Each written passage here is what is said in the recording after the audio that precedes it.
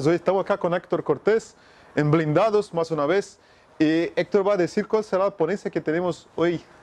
La ponencia es de Felipe Sánchez y tiene que ver con trascendencia y estructuras en equipos de informática forense corporativos.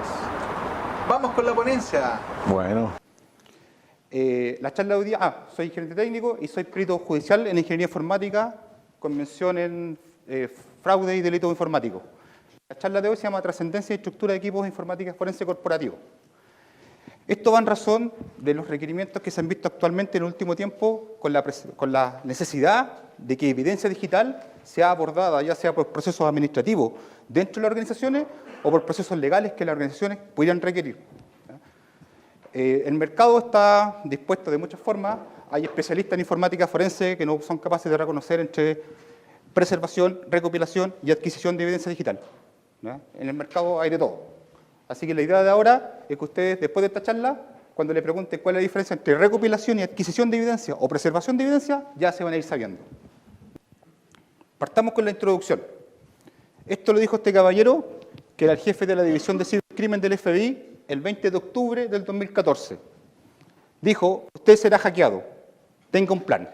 No dijo usted corre riesgo, no dijo usted va a ser atractivo a los atacantes, dijo usted será hackeado, tenga un plan. Lo estaba afirmando. Claramente este caballero algo de experiencia tiene, ¿verdad?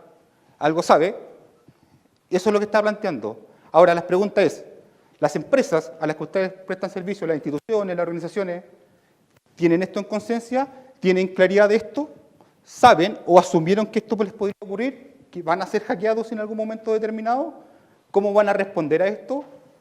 ¿Gestionan la evidencia digital de forma correcta? ¿Tienen procedimientos de preservación, recopilación o adquisición de evidencia digital? ¿Tienen personal capacitado? ¿Tienen equipamiento para hacer este trabajo? La verdad que yo sé la respuesta, así que no voy a pedir que levanten la mano. ¿Ya? Sé cuál es la respuesta. ¿Okay? Eso es sumamente importante frente a las situaciones que estamos viviendo hoy en día. Por ejemplo, Operación Huracán. Todos vieron esto, ¿verdad? ¿Sí? La relevancia que tomó la evidencia digital en un caso acá en Chile. Y esto estamos hablando de evidencia digital. Operación Huracán, la parte que está siendo cuestionada, la parte que está haciendo la investigación, es de evidencia digital. Que los camiones fueron quemados, nadie lo duda, porque están los rastros de los camiones quemados, ¿verdad? Ahora, lo que está en cuestionamiento acá es el tema de la evidencia digital, ¿verdad? Y acá hay dos. Saqué dos al azar, dos recortes de la prensa, uno que dice Operación Huracán, testimonios y confesiones confirman que fue un montaje. Que hubo un montaje. Y el otro, Operación Huracán, peritos de la BOCAR declaran frente a fiscal que se manipularon e implantaron evidencias. Esto es sumamente relevante, es sumamente importante. Yo, como les dije, hago clases en dos universidades, en la Santiago y en la Chile, y cuando hago clases a mis alumnos siempre les digo, lo que se está jugando acá no es el ego de una persona, lo que se está jugando acá podría ser la libertad de una persona. Podría ser si alguien sale libre, queda libre para irse a la casa, o se tiene que ir a la sombra. Eso es lo que se juega acá cuando jugamos con evidencia. De esto no les puedo hablar mucho, porque yo soy el perito externo que desarrolló el peritaje de la Operación Huracán. Así como que tengo contrato de confidencialidad, solamente les puedo mencionar que se existió y que se hizo. ¿Ya? Porque eso es todo. Pero, como dice ahí, Felipe Sánchez Fabre fue el perito que realizó el peritaje. Yo realicé un peritaje para la Fiscalía Nacional, cuando la Fiscalía Nacional tenía que decidir si iba a avanzar en este proceso o iba a llegar hasta ahí. ¿Ya? Y al final, con mi peritaje, con las conclusiones científicas que se pudieron entregar, decidió avanzar. ¿Qué otro caso tenemos? Por ejemplo, este. También todos lo vieron, ¿verdad? El del Banco Chile. ¿Sí? Para todos me imagino que debe ser algo ya conocido, ¿verdad? Que se vio afectado, los 10 millones de dólares que se fueron destinados. O sea, tenemos ataques actualmente sobre nuestra infraestructura tecnológica desde cualquier parte del mundo que nos afecta y nos afecta bastante. Ya, de este tampoco puedo hablar mucho porque también participé del proceso de la investigación. Pero son los dos casos más emblemáticos que hay este año. Voy a contar un poquito, siempre que hago una charla, pego esta presentación. ¿Ya? Porque muchos de los que están aquí, aunque sean informáticos, muchos no saben, por ejemplo, que ciertas acciones podrían ser delitos. A mí, una de las personas que más trabajo me dan de los cargos son informáticos, que se roban información o que sabotean información, hacen sabotaje informático. Entonces, la verdad es que espero que de acá se vayan sabiendo que hay ciertas características, ciertas acciones antijurídicas que están tipificadas como delito. Por ejemplo, miren, esto que encontré salió publicado en agosto del 2016, pero hacía referencia a una noticia del 25 de agosto del 1986, del 86, que decía, nace el delito informático. Y lo importante es esto que dice aquí, que claramente se ve desde el fondo, ¿verdad? Dice, salieron en libertad bajo fianza porque la justicia aceptó el planteamiento de la defensa en el sentido de que los delitos a través de la computación no estaban considerados en el Código Penal. O sea, en el año 86, hacer un delito por medio del sistema informático no estaba penado en el Código Penal, no estaba tipificado de la acción antijurídica, no era delito. ¿Qué creen que pasó del año 86 a la fecha? ¿Habrá cambiado esto? Sí, ha cambiado. No como quisiéramos, pero ha cambiado, efectivamente. ¿Verdad? ¿Qué tenemos? Tenemos la ley 19.223 que tipifica las figuras penales relativas a la informática. Somos el primer país en Latinoamérica en considerar que los sistemas de tratamiento de la información son un bien jurídico digno de ser protegido. Fuimos precursores en este ámbito desde el año 93. Primer país en Latinoamérica en tener una ley que protegía los sistemas de tratamiento de la información. Ley 19.223. ¿Cuál es el problema? ¿Que han pasado cuántos años? ¿25? 25 años.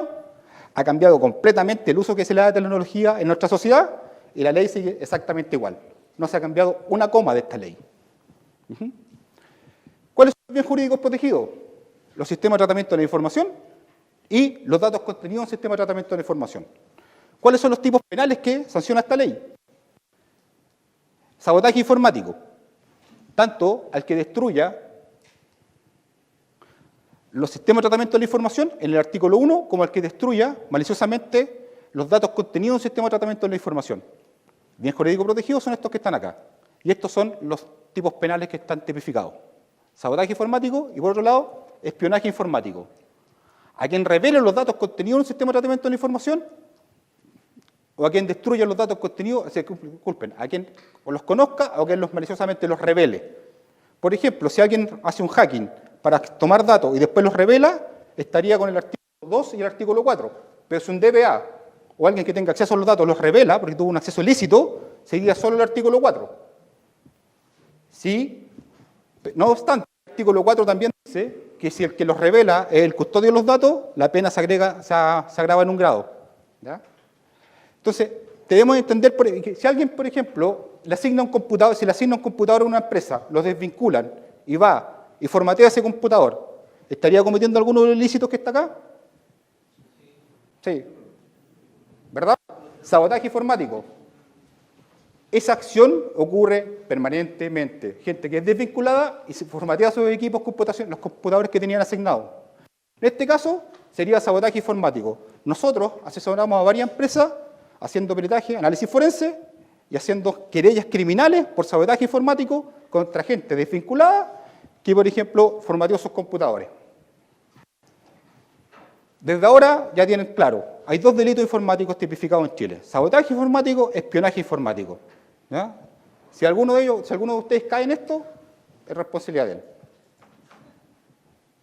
Ahora, no ahora que lo sepan es la culpa, porque también está el artículo 8 del Código Civil, que dice que nadie puede apelar desconocimiento de la ley. Así que antes de esto también caigan en el mismo tipo penal.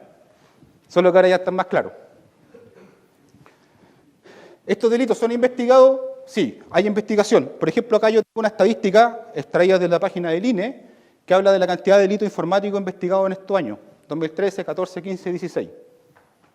Si se fijan, el total va aumentando acá, salvo aquí que se mantuvo menos parecido, pero acá ha ido aumentando un poco. Sin embargo, mi apreciación personal es que la cantidad de delitos investigados formalmente que caen en estadística versus la cantidad de delitos no investigados formalmente, sino que quedan en las cifras negras de las empresas, es mucho más. La mayor cantidad de nosotros, cuando hacemos asesoría a una empresa, no llegan a hacer querellas, no llegan a hacer investigaciones formales. Se mantienen en las cifras negras porque las empresas quieren controlar esto y que nadie conozca que fueron afectados. Y nos ha pasado, paradójicamente, que vemos una empresa que fue afectada por algo y después nos llama otro cliente que fue afectado por lo mismo que el anterior. Porque como la información no se comparte en los indicadores de compromiso, le puede ir pegando el mismo incidente a varias organizaciones. Tenemos los delitos informáticos, que fue los que les comenté inicialmente, pero por otro lado también tenemos los delitos informatizados, que son cualquier otro tipo de delito, pero que haya evidencia informática de por medio. Por ejemplo, falsificación de documento público-privado, robo de propiedad intelectual, estafa y otro engaño. Acá tenemos todo el código penal que podría ser cometido por medio de delitos por medio del sistema de tratamiento de la información o que quedara algún tipo de evidencia digital. Estos dos tipos de ámbitos son los que se investigan. Les voy a hablar un poco de evidencia digital. ¿Qué es la evidencia digital? Es la información o datos almacenados o transmitidos electrónicamente que pueden ser considerados como evidencia. ¿Qué dice esto? ¿Dónde sale esta definición? De la ISO 27037, que también, a partir del 2015, es una NSH. ¿Saben lo que es la NSH? Norma chilena. ¿Qué significa? Que un organismo técnico nacional, el INN, tomó la ISO y la dictó como norma técnica chilena. Por lo tanto, por ejemplo, los tribunales exigen que se tienen que aplicar los conocimientos científicamente afianzados. ¿Qué es más afianzado que una norma técnica chilena, dictada por un organismo técnico válido como el INN? ¿Verdad? Información o datos almacenados o transmitidos en forma binaria que pueden ser considerados como evidencia. Fuentes de este tipo de información o datos de evidencia digital: computadores personales, servidores, arreglos de discos, tráfico de red, dispositivos móviles, logs de diversos tipos. Aquí hay una infinidad. Lo que está ahí simplemente son unos ejemplos, ¿verdad? Pero podría ser cualquier otro. Por ejemplo, incluso los DVR. ¿Has visto las cámaras de videovigilancia?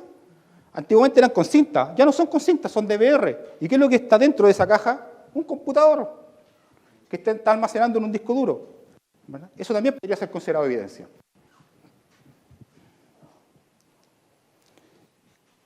Esa evidencia, esa información o datos transmitidos electrónicamente, ¿verdad?, que puede ser considerado evidencia, tiene cierta naturaleza.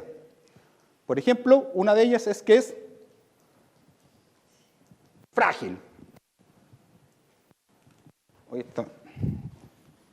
Que es frágil. ¿Qué significa que es frágil esta evidencia? Que se podría perder de forma irrecuperable. Si no se preserva, la evidencia se puede perder de forma irrecuperable. Me ha tocado, por ejemplo, asistir a algunas investigaciones. Cuando les pregunto, ¿tienes firewall? Sí. ¿Cuánto tiempo se guardan los logs del firewall? No sé, déjame ver. Ya. Fue a ver, se guardan 2 horas. Y ese es caso real, no estoy inventándolo. 2 horas. ¿Creen que se puede hacer una investigación con un log que guarde 2 horas de registros? Imposible. Imposible. Por ejemplo, el último informe de la ACFE, de la Asociación de Investigadores de Fraude, no es el último, el penúltimo, porque el último no lo voy a estudiar, pero el penúltimo dice que un fraude se demora en ser detectado 18 meses. En promedio, un fraude se demora 18 meses en ser detectado. Es frágil, se puede perder de manera irrecuperable. ¿Han escuchado hablar de la recuperación de archivos eliminados? ¿Les suena eso? ¿Que cuando se borran archivos se pueden recuperar? Ya. Eso es técnico, no es magia. Por lo tanto, significa que si un archivo se borra y se borra de una forma correcta, es realmente irrecuperable. Se pierde de la faz de la Tierra por siempre. Es necesario preservar la evidencia porque es frágil.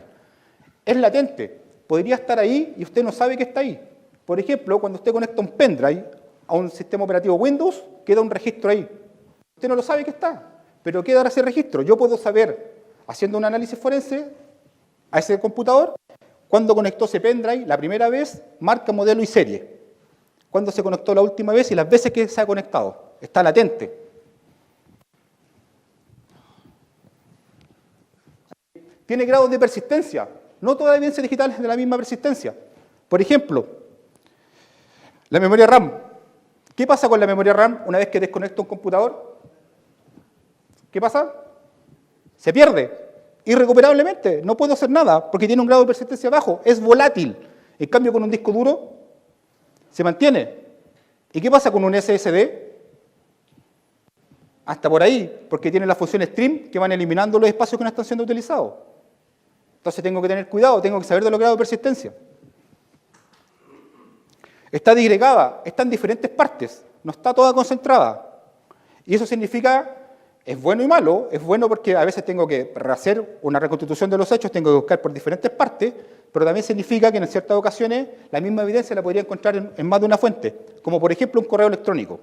Si es que alguno de los receptores lo borró, podría ir a otro de los receptores a ver si lo tiene. Si hubiera sido un receptor único, si no estuviera disgregada, la pierdo. Y es sensible al tiempo. Entre más tiempo pasa, más evidencia pierdo. Eso es así. ¿Han visto, por ejemplo, ustedes en la televisión, cuando las policías llegan a un sitio de suceso y cercan el sitio de suceso y se preocupan de que no pase nada y empiezan a trabajar, aunque sea el incidente, a las 3 de la mañana, van a las 3 de la mañana a trabajar al SS? Eso es porque si ellos no van a trabajar ahí, la evidencia se empieza a perder. La humedad, la gente circulando, el viento, todo eso va a hacer que se vaya perdiendo evidencia. Y por otro lado, la naturaleza de la evidencia digital tiene una gracia, que no tienen todos los tipos de evidencia, es que puede ser duplicada. Podemos duplicar evidencia digital y por medio del algoritmo Hatch, ¿conocen los Hatch, verdad? ¿Sí? Por medio del algoritmo Hatch podemos certificar que una copia se integra a otra y trabajar con una copia, cosa que otras ciencias forenses no pueden hacer, como por ejemplo no se puede duplicar un pelo, no se puede duplicar una mancha de sangre. Acá con evidencia digital sí lo podemos hacer. Este es un ejemplo de cómo está el sitio de suceso digital y cómo podría estar disgregada la evidencia. Por ejemplo, acá un atacante que va a atacar una empresa. Va a haber el ISP, va a haber el registro en la empresa, van a haber registro acá, van a haber diferentes partes. Eso es cuando está disgregado. El sitio de suceso digital no es igual que un sitio de suceso tradicional. No lo podemos circunscribir como se circunscribe un sitio de suceso tradicional. Las técnicas de protección no son las mismas.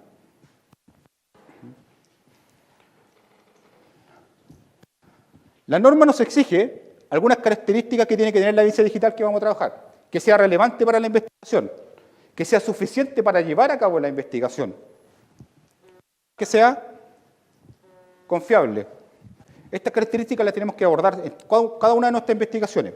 Que sea relevante es que si tengo un incidente, por ejemplo, aquí yo veo varias caras de exalumnos, así que se van a tener que escuchar de nuevo el mismo ejemplo, que siempre doy el mismo ejemplo. Un caso, por ejemplo, de investigación de un fraude en una empresa, el área de contabilidad. Tengo 4 personas encargadas del área de contabilidad, empresa de 200 personas. La relevancia dice que tiene que ser relevante para la investigación. Por lo tanto, no voy a recopilar o preservar los 200 computadores porque sería demasiado, ¿verdad? Tiene que ser relevante, pero tiene que ser suficiente. Por lo tanto, si tomo un computador de contabilidad, no va a ser suficiente, pero tiene que ser toda la relevante.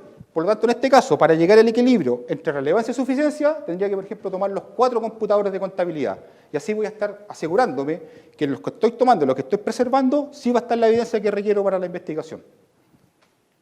Y confiable significa que tiene que ser auditable y repetible, que las vamos a ver en la próxima presentación. ¿Qué requerimientos tengo para el manejo?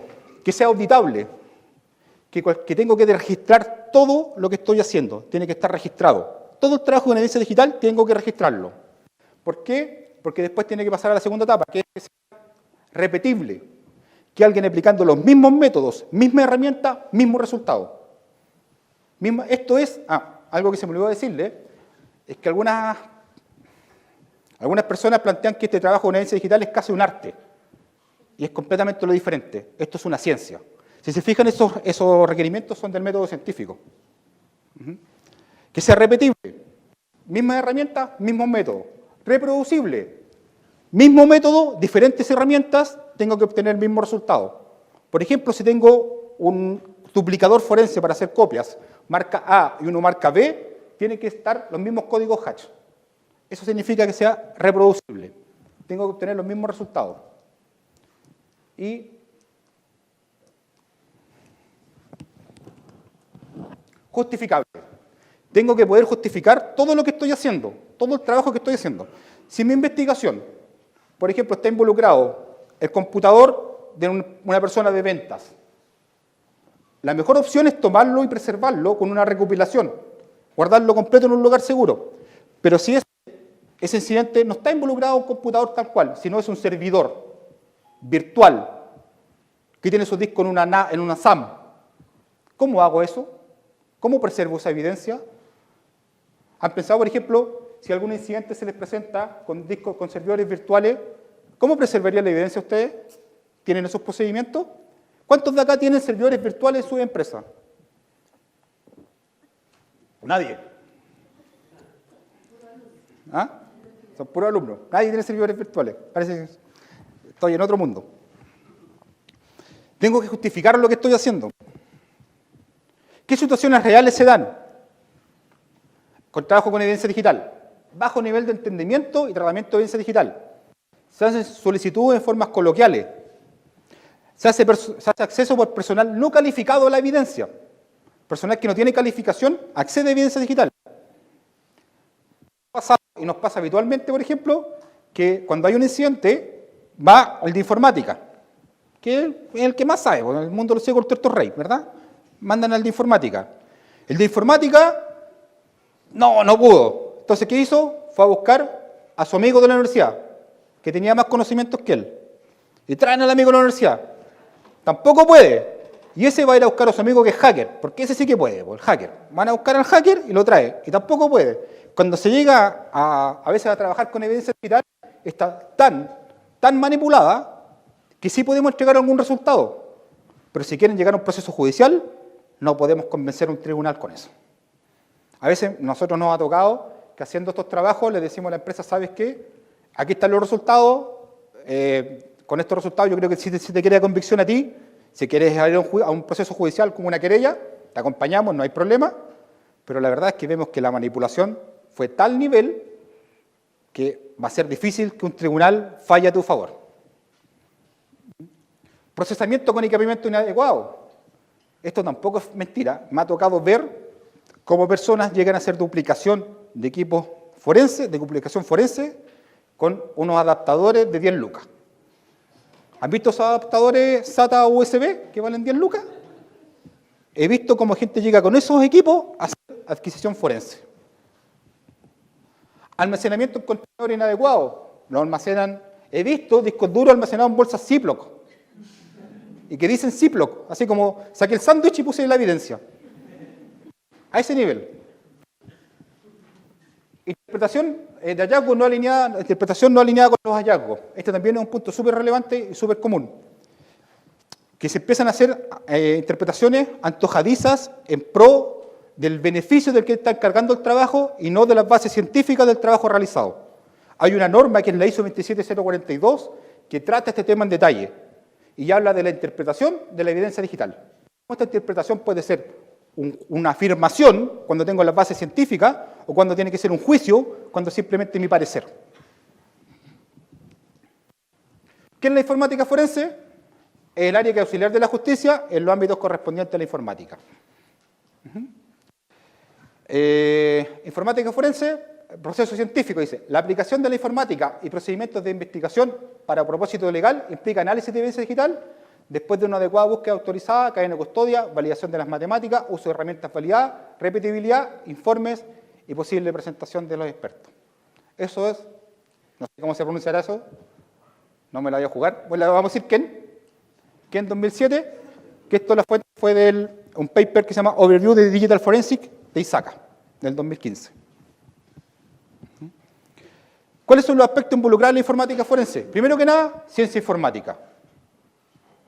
Los conocimientos que tiene que tener la persona que trabaja con informática forense tiene que tener conocimientos básicos de ciencia informática. No puede ser cualquiera. Una vez me tocó ver a un perito documental haciendo un peritaje informático. Perito documental haciendo un peritaje informático. Era tan el nivel de aberraciones, de afirmaciones que hacía, que yo le saqué una fotocopia, porque dije, no puedo perder esta oportunidad de quedarme con una copia de esto. Así que tengo mi propia copia privada de ese informe. Y cuando me equivoco en algo, voy y lo leo para sentirme bien. Digo, no. Digo, hay gente que lo hace peor que yo. No. Tiene que tener conocimientos. Por ejemplo, ¿han visto ustedes que en la ventana, en la carpeta de Windows dice fecha de creación de los archivos? ¿Qué fecha es esa? ¿Qué fecha es esa? ¿La fecha que se creó el archivo? La verdad es que esa fecha que se registra ahí es la fecha que cuando se copió a la unidad. Es la fecha que se copió a la unidad. Pero, por ejemplo, ese que le estoy comentando decía una aberración. Decía que ese archivo había sido creado en esa fecha. ¿Y qué pasa si el computador yo le pongo 2025? ¿Qué fecha va a decir ahí? 2025. Entonces esa fecha no es la fecha de creación, esa fecha es la que se registra de creación. Pero decir que esa fecha es la fecha de creación es una aberración. Los libros de informática forense dicen que hay dos formas de poder asegurar la fecha de creación de un archivo. La primera es que tenga un sello de tiempo certificado, un timestamp, ¿verdad? Certificado. Y la segunda, que usted haya estado ahí cuando se creó. No hay más. Son las dos. Que se diga informática forense también tiene que conocer de legislación. Tiene que saber de legislación. Por ejemplo, tiene que saber el marco legal de acción en el cual se está moviendo. Tiene que saber que hay derechos constitucionales. Por ejemplo, tiene que conocer el artículo 19, número 5 de la Constitución, que dice que la privacidad de las comunicaciones de las personas. Por lo tanto, no puede violentar, por ejemplo, el correo electrónico de alguien. Tiene que saber de eso. Tiene que saber cuáles son las etapas de un proceso penal. Tiene que saber que esa garantía constitucional no la puede, por ejemplo, pasar a llevar un fiscal. Un fiscal no está llamado, no tiene la potestad, por ejemplo, para poder pasar a llevar una garantía constitucional. Eso lo tiene que hacer un tribunal de la República. No puede ni siquiera hacerlo un fiscal. Eso tiene que saberse. ¿Por qué tiene que saberlo? Porque si no, en la práctica lo hace pisar el palito. Varias veces a mí me han dicho que revise correo electrónico. No puedo revisar correo electrónico. Tiene que saber también cómo es el proceso penal. Cuando conviene entregar, por ejemplo, un trabajo, en qué etapa del proceso penal.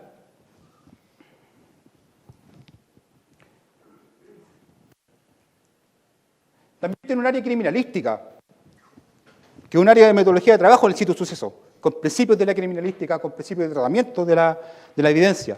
Hay que conocer esto, que hay un principio de reconstitución de los hechos, que hay un principio de intercambio de locar, que cada contacto deja un rastro, que hay un principio de producción, una serie de principios, y que se tiene que trabajar con una metodología de trabajo en el SS, en el sitio de suceso. Estas tres aristas son importantes para el que quiera trabajar en informática forense. ¿Cuáles son las etapas? Identificación de evidencia digital. Es la primera etapa, que es muy sencilla, pero que es sumamente importante. Esto que está aquí, ¿qué es lo que es? ¿Un pendrive? Ya, no, es el receptor de esto. Es el receptor de esto. ¿Ya? Y esto que le estoy diciendo no es que se me haya ocurrido a mí, yo lo vi. Una vez me llegó una evidencia de este tipo que decía pendrive. Y yo recibí un receptor de inalámbrico. ¿Ya? Suena gracioso y suena bonito, ¿verdad? Pero pensemos en el contexto de una investigación. Y démosle la segunda derivada. ¿Qué pasa si alguien cambió la evidencia? ¿Qué pasa si ese pendrive tenía evidencia incriminatoria y alguien la cambió? En un proceso penal no tiene la misma visión que tenemos nosotros como personas. Tiene una visión completamente diferente. ¿Qué pasa si alguien, cuando está levantando un computador, por ejemplo, se equivoca en el número de serie? ¿Qué va a pasar? La contraria, ¿sabes lo que va a decir? Que está el computador que se está analizando es diferente al que se levantó. Y que el que levantó tenía la evidencia que exculpaba a su defendido y que lo perdieron. Eso va a decir la contraria. Este proceso, sencillo, pero hay que hacerlo muy bien hecho, porque cualquier error va a replicar. Esto es una pirámide porque es así. Las etapas inferiores van soportando las etapas superiores. Yo en la etapa superior voy a tener los productos de la etapa inferiores. Recopilación y adquisición. Recopilación, de ahora en adelante, norma NSH ISO 27037, es trasladar a un lugar seguro. Eso es recopilar evidencia digital. Trasladarla a un lugar seguro. Por ejemplo, tengo un computador y lo traslado a un laboratorio. O lo traslado, por ejemplo, a la caja fuerte. O lo traslado a un lugar donde esté protegido. Eso es recopilación de evidencia digital. Mientras que adquisición es sacar copias. Y estas copias podrían ser, no podrían ser, tienen que ser copias idénticas al original. Tiene que cumplir con dos condiciones. La primera, que no modifique la evidencia original, y la segunda, que pueda certificar que es una copia idéntica. Desde ahora en adelante, ustedes tienen que tener clarísimo. Recopilación, trasladar, adquisición, sacar copias. Se tienen que hacer procesos para adquisición desde HU. Sí.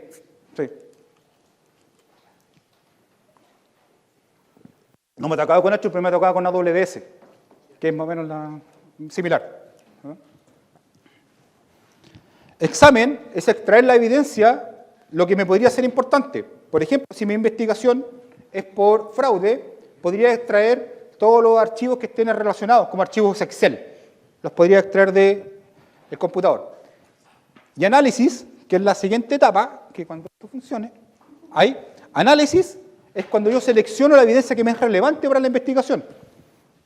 Si por este fraude, por ejemplo, saqué todos los archivos de Excel y saqué 3.000, estos 3.000 no van a ser relevantes para entregárselo al tribunal, ¿verdad? O para el directorio, porque se están haciendo muchas investigaciones también internas, corporativas en estos momentos, donde los resultados no van al área penal, no van, al área legal, penal, civil o lo que sea, sino que van al interior de las compañías para poder saber qué fue lo que ocurrió.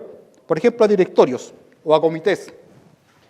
El análisis va a ser, ¿sabes qué? Revisé estos 3.000 archivos de Excel, de estos 3.000, estos 50 son importantes para el fraude. Esa es la etapa de análisis. Y eso se hace analizando detalladamente los archivos, ¿verdad? Acá, dependiendo de la envergadura y dependiendo del negocio, en muchas ocasiones se tiene que trabajar con gente que sepa del negocio.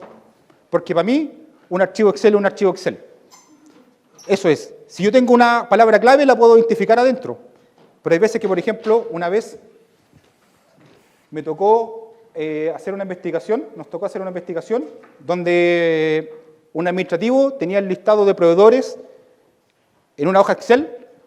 A mí me dijeron, no, la base de datos, me hablaban de la base de datos de los proveedores, y resulta que la base de datos era un archivo Excel. Y en una hoja tenía los proveedores y en la otra hoja tenía los clientes. Tenían todo ahí adentro, en un archivo Excel. Y un administrativo la tenía. Pero yo, como experto externo técnico, no puedo saber si ese archivo lo tenía que tener o no. Los expertos de la empresa podrían decir, ¿sabes qué? Él no tenía la autorización.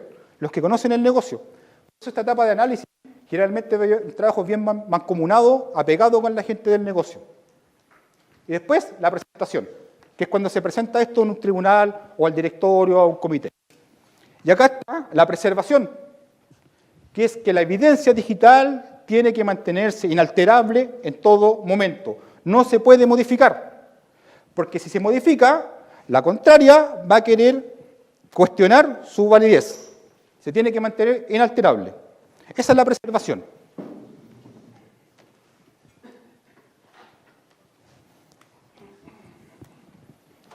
A esto, en el paper que les comenté, que es un paper de ISACA, de Cybercrime, en el programa de auditoría y aseguramiento de cibercrimen, lo divide de esta forma. Recopilación de datos, las primeras etapas, después habla de examinación y análisis y reporte. Si bajan ese paper van a poder leer un poco más de ese tema. Este trabajo generalmente se hace en campo, las primeras etapas, la identificación, recopilación, adquisición, y las otras etapas son etapas de laboratorio.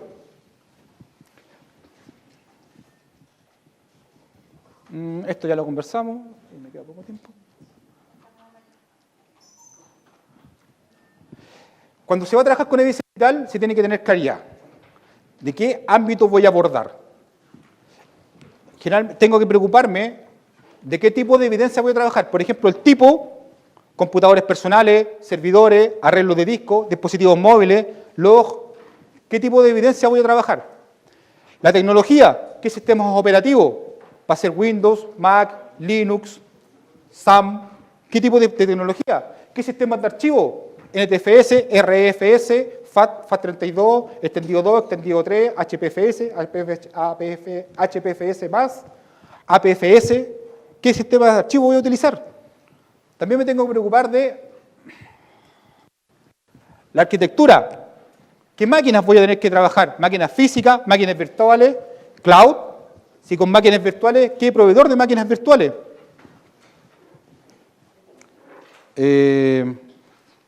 ¿Y qué nivel de persistencia voy a trabajar? ¿Evidencia persistente como discos duros, memoria flash? ¿O evidencia volátil como, por ejemplo, memoria RAM, procesos, puertos abiertos? Esto es una combinatoria, una matriz de combinación. Cada organización que vaya a formar un equipo de informática forense corporativo tiene que tomar esto y determinar con qué va a trabajar. No puede pensar, inicialmente va a poder abordar todas las tecnologías que incorpore la organización. Lo que se hace es que generalmente se determinan los activos más críticos y se abordan.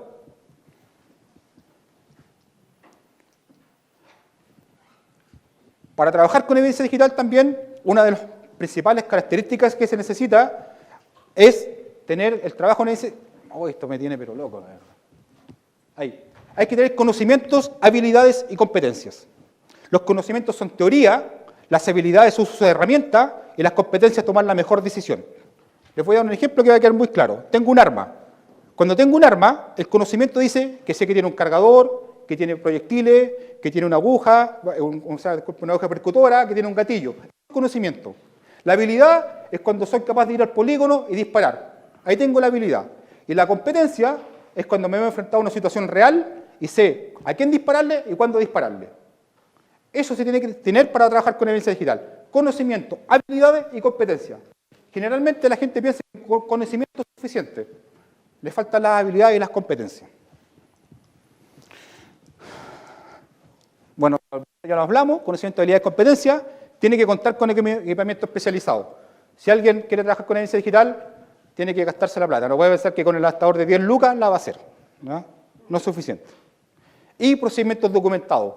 Tienen que estar los procedimientos documentados para podernos asegurarnos que toda la organización va a trabajar de la misma forma y no que va a ser al arbitrio de cada uno de los que esté operando, va a trabajar o va a hacer un procedimiento en forma diferente. La organización debería tener sus procedimientos documentados.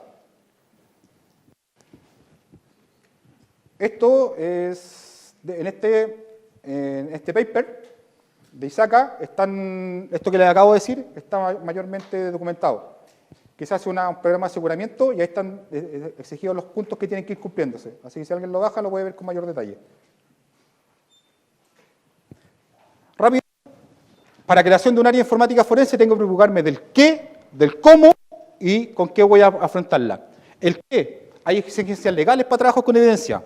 Hay normativa nacional y hay directrices internacionales. Eso me dan el qué. El cómo lo tengo que sacar de conocimiento, estudio científico, experiencia, legislación aplicable, cuando ya está aplicada. Esos dos, el qué y el cómo, me entregan que tengo que generar, o sea, los productos que tengo que generar. Procedimientos documentados, registros de formulario. El procedimiento tiene que ser auditable, repetible, reproducible y justificable. Tengo que tener todos registrados los dos formularios. Formato de documento, como informe pericial. Tengo que definir el equipamiento y la capacitación que va a tener mi personal. De esos puntos tengo que preocuparme de formar un área. En la práctica, se están formando áreas de informática forense por niveles. Por ejemplo, equipos forense primera respuesta, que se encargan solo de las primeras etapas. Y en este caso, identificación y recopilación. O sea, se presentan en un sitio de suceso y son capaces de trasladar a un lugar seguro la evidencia. Ese es el nivel básico de equipo forense primera respuesta. Pero también tenemos equipos forense primera respuesta, nivel avanzado, capaces de hacer adquisición. O sea, si tienen un computador, son capaces de hacer una adquisición de ese computador, de ese servidor. Un equipo avanzado.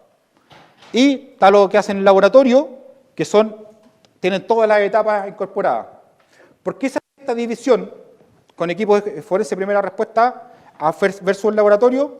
Porque formar un analista forense es caro, económicamente y en tiempo.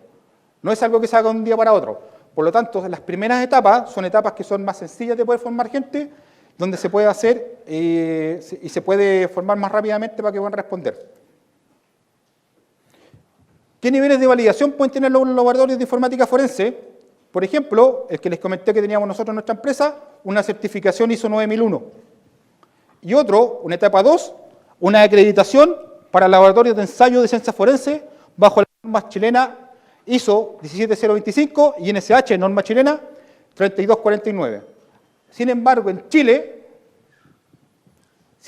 Chile no hay ningún laboratorio forense, de ninguna ciencia forense, acreditado 17025. Así que ahí teníamos sí, ahí estamos. Nosotros estábamos trabajando para certificarnos, porque la norma, la anterior, era 2005.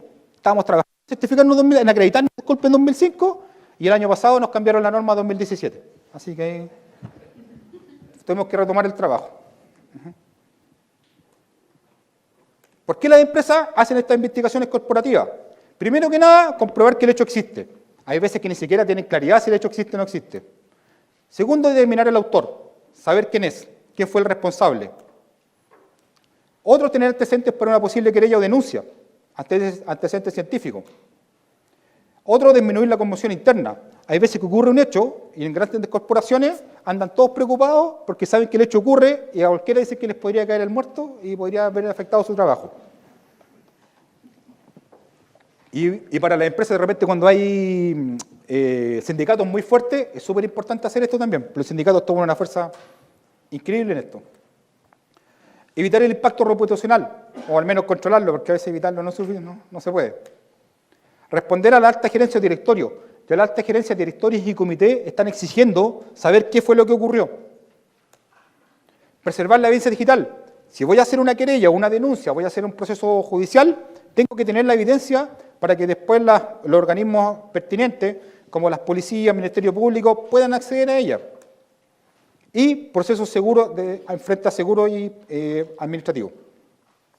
Cuando hay un seguro de por medio, tienen que hacer una investigación para poder ejecutar la póliza. Beneficio, querella, que se podría presentar una querella, ¿verdad? Una denuncia con fundamentación científica, que no es habitual. Posibilidad de hacer diligencias con mayor premura. Por ejemplo, la solicitud de antecedentes de direcciones IP. El artículo 222 del Código Procesal Penal establece que las direcciones IP las tienen que guardar los proveedores de Internet por un año. Entonces, a veces cuando se demora mucho el proceso, pasa el año. ¿Y qué pasa después con esas direcciones IP? Perdiste. No tienes acceso. Prevenir o disminuir la pérdida de evidencia digital y hacer un tratamiento de la presencia digital de las primeras evidencias. Tiene que ser realizado con personal con conocimiento, habilidad y competencia, con el equipamiento, demostrar que se ha desarrollado con tratamiento correcto la evidencia, con objetividad, interpretación correcta.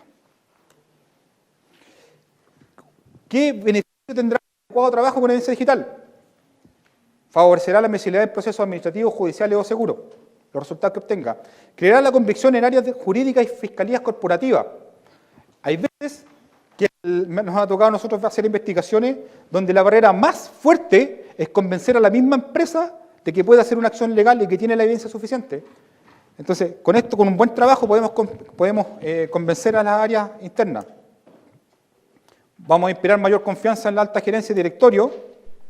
Se fortalecerá la convicción en fiscales del Ministerio Público y tribunales y soportará el escrutinio en metaperitajes y contraexámenes. Metaperitajes es cuando alguien toma tu trabajo y lo revisa y lo trata de desarmar por todas partes. Eso es un metaperitaje. Y el contraexamen es cuando le toca declarar y a uno lo examina, le pregunta la parte contraria. Recomendaciones generales: identificar con la mayor premura posible la evidencia digital frente a fraude e incidente. No adelantar juicios y preservar toda la evidencia digital que fuera posible. No improvisar, entregar la mayor cantidad de antecedentes posible y no asignar a personal sin especialización. Y muchas gracias. Mira.